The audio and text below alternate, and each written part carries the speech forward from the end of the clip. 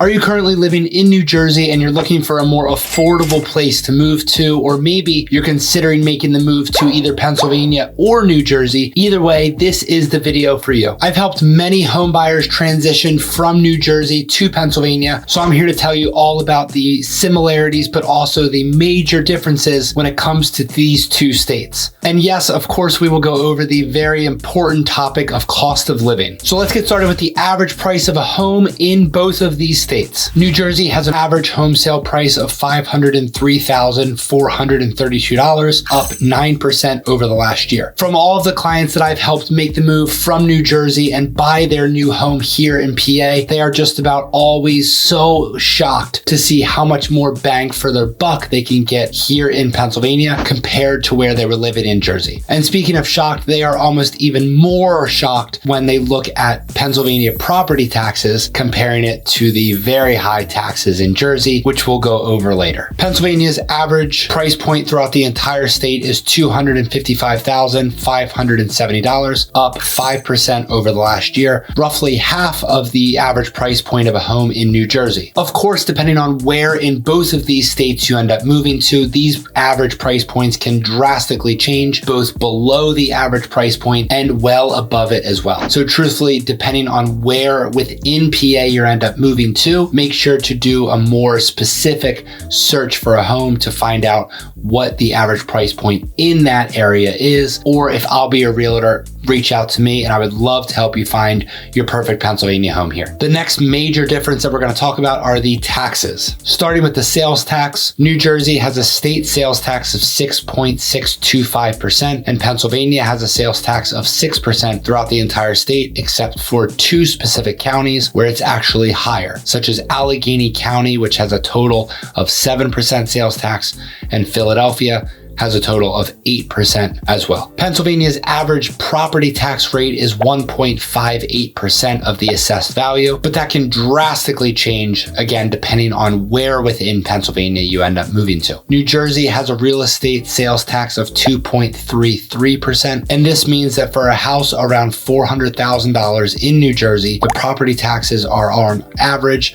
around $9,000, which is crazy coming from someone who lives in the southeastern part of Pennsylvania, where I was born and raised. For the most part, a home around $400,000 ranges from anywhere from $3,000 a year in property taxes to around $6,000. Now for the income tax, where Pennsylvania thrives, because PA is a flat rate income tax state, which means no matter how much anyone makes within the state of Pennsylvania, you are still taxed at the same 3.07% tax rate. No matter if you make $10,000 or $10 million a year, everyone is taxed at that same rate, compared to most other states, which have a variable income tax rate depending on how much you make, which New Jersey has. New Jersey has income tax rates ranging from 1.4% to 10.75%. For example, if you're a married couple and make between $70,000 and $80,000 a year total household income, you would be paying 3.5%, which is still higher than Pennsylvania's 3.07%. If you're making between $150,000 and $500,000 a year,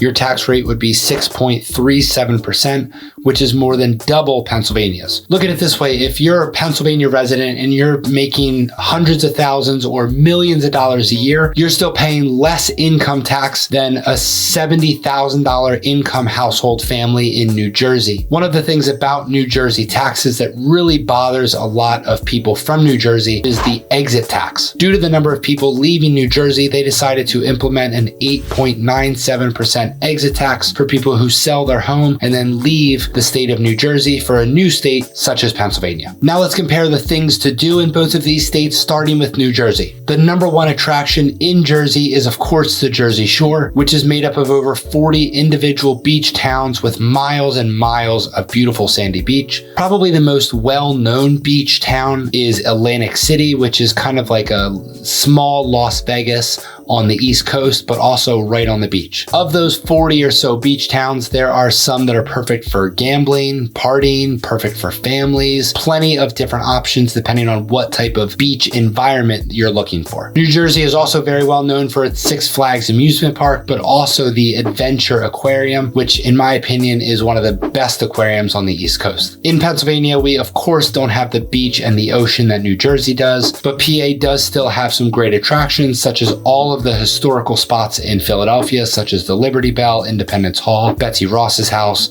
the Franklin Institute, and so many more key historic attractions right there in the Philly area. But also one of my favorite things to do in Pennsylvania is go to Hershey Park, which is both a water and amusement park there in what is now known as Hershey, Pennsylvania, because the Hershey Company is located right there in Hershey, PA. The next thing we have to talk about is the education differences. New Jersey was rated the third best state for the average public school rating compared to Pennsylvania, which came in at number 24. When it comes to school district ratings, I highly suggest that you do further research on your own as well, because yes, the overall state ratings might look great, but it really only matters on the specific area within one of these states that you're moving to. For example, of the 25 best public school districts within the entire country, according to niche.com, 2 of them on that list are within the Philadelphia suburbs, and unfortunately not a single one of them are located in New Jersey. So this kind of just proves that it really does depend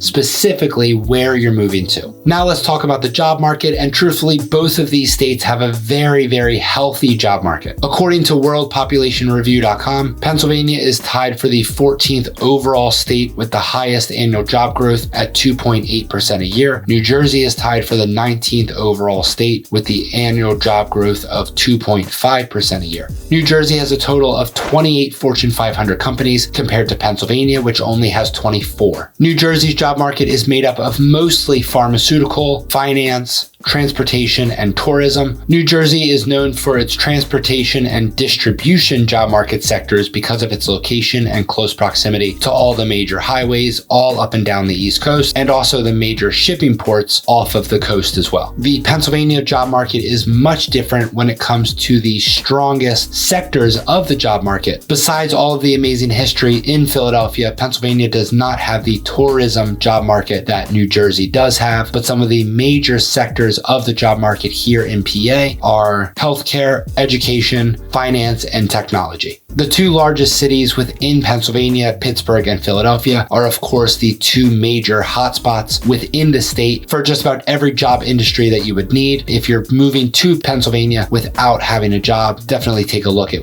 both of those cities, depending on what type of job you're looking for. Lastly, and arguably the most important thing that we're going to talk about, which is the cost of living difference between Jersey and Pennsylvania. You might be thinking, well, New Jersey and Pennsylvania are right butted up against each other, so how different could the cost of living really be? And well, you will definitely be surprised. According to bestplaces.net, if the entire US average cost of living was 100, New Jersey is 19.8% higher than the national average at an overall 119.8. But let's break it down into the cost of living categories to give you a better idea for everyday expenses. For example, the grocery cost of living is 5.8 points higher than the national average. The health category is under the national average. Housing is 36.4 points above the average. Utilities are 9.2 points above the average, along with transportation and miscellaneous, both over the national average at 127.7 and 112.5. Now let's compare those same categories in the cost of living sector for Pennsylvania as well. Again, if the US is 100, Pennsylvania's average overall cost of living is 94.6, 5.4% below the national average. Now let's break it down by categories to see how Pennsylvania compares to New Jersey. The grocery and health categories are just barely over the national average by 0.3